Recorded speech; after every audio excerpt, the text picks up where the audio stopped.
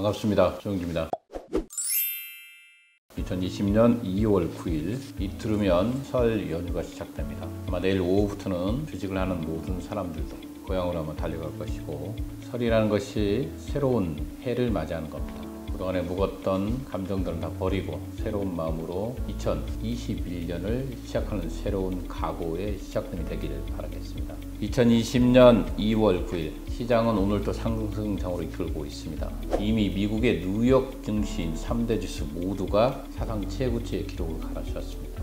무엇보다 더 중요한 것은 유가가 국제유가가 작년 1월달 이전 수준으로 회복했다. 이 뜻은 경기 회복에 대한 기대감이 급등하고 있다 뜻입니다.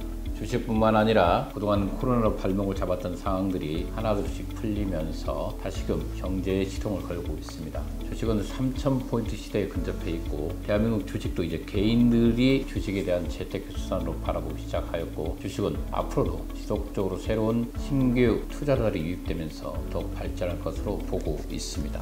요즘 주식뿐만 아니라 비트코인도 사상 최고치를 달려가고 있습니다. 일론 머스크의 말 한마디, 테슬라가 비트코인 15억 달러를 매입한다는 소식과 함께 급등하였고 5천만 원 선까지 근접해 있습니다. 새로운 투자처로서 분명히 인정받고 있는 건 사실인 것 같습니다.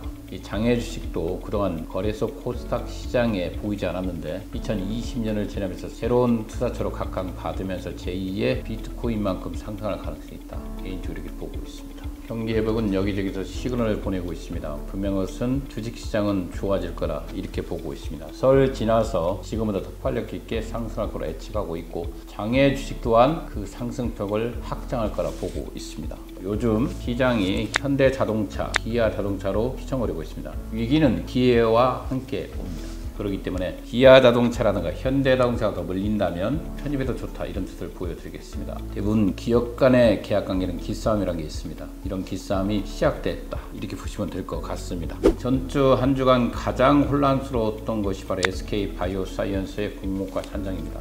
공모가가 이렇게 낮게 산정될 수 있을까 의아스럽습니다.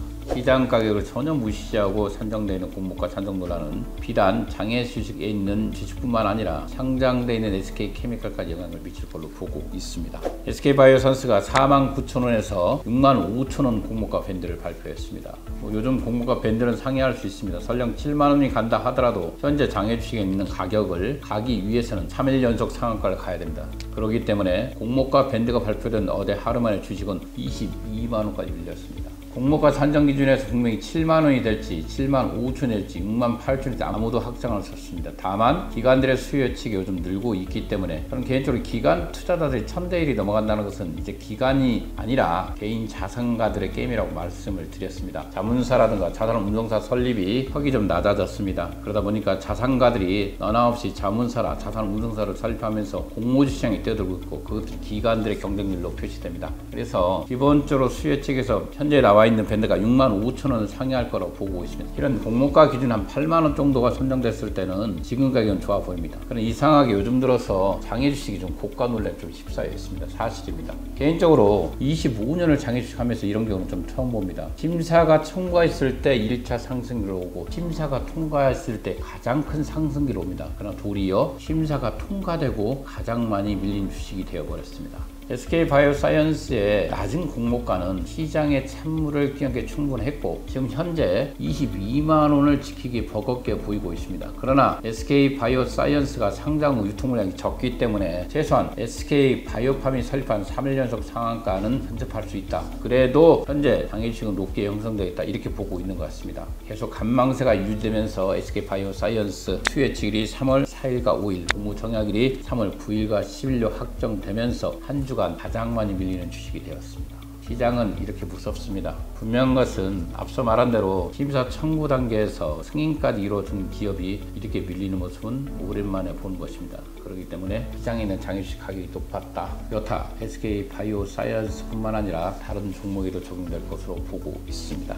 그래도 이 장외 주식에는 끊임없이 20대와 30대가 유입되고 있습니다. 이들이 적극적인 투자를 이끌면서 시장의 고가 논리에 불을 붙이는 건 사실입니다. 조금 더 냉정하게 자기 주식 가격을 산정해서 들어갈 필요가 있습니다. 장기주식 산정 가격을 잘 모르고 있죠. 기본적으로 동종업 등의 상장 가격, 그 다음에 기간의 투자 단가를 보시면 어느 정도 적정 주가는 산정할 수가 있다, 이렇게 말씀드리겠습니다. 오늘 여러분들에게 2021년 한국 장기주식 2호 추천 종목을 말씀드리겠습니다. 이미 정회원들에게는 상계 종목을 발송해 드렸습니다. 이미 1호 종목이 누닛이었습니다. 누닛이 1호 종목을 발표했을 때 20만원대 주식이었습니다. 현재 30만원 돌파하였죠. 2호 종목 큐라티스입니다. 큐라티스가 어떤 종목일까요? 우리가 알고 있는 혈액 백신 전문 회사라고 보시면 될 것 같습니다. 이 회사가 난익 쪽 2020년에 심사를 한번 청구를 했었습니다. 코스닥 심사 청구 당시에 기술 특례 상장으로 청구했죠. 당시 기술 평가를 받았죠. AA로 통과가 되었습니다. 그러나 상장 심사 청구 진행 중에 큐라티스는 자진으로서 IPO를 철회했습니다. 이유는 여러 가지 이유가 있겠지만 결과적으로 당시에 큐라티스 기관 투자자 및 큐라티스 입장에서는 매출액이 없는 상태에서 낮은 공모가가 나올 수 있고, 두 번째로 기업의 적정 가치를 정확히 평가받을 수 없다. 그래서 매출액을 높인 상태에서 2021년 3분기 정도에 심사를 재청구할 것으로 예상하고 있습니다. 이 큐라티스를 왜 말씀드리냐? 당시 주가 흐름을 한번 살펴보겠습니다. 2020년 7월달 심사 청구한 기점으로 했을 때 27,500원가가 갔던 종목이 현재 가격 14,000원까지 내려와 있습니다. 이 뜻은 심사 청구 후 심사 승인이 나지 않고 자진 철회했을 때 이유가 분명히 있어야겠죠. 파이프라인의 부족이라든가 또는 횡령이나 배임이 전혀 없고 회사의 도덕적 문제는 없었습니다. 단지 회사의 매출액이 없는 상태에서 가는 것에 대한 두려움,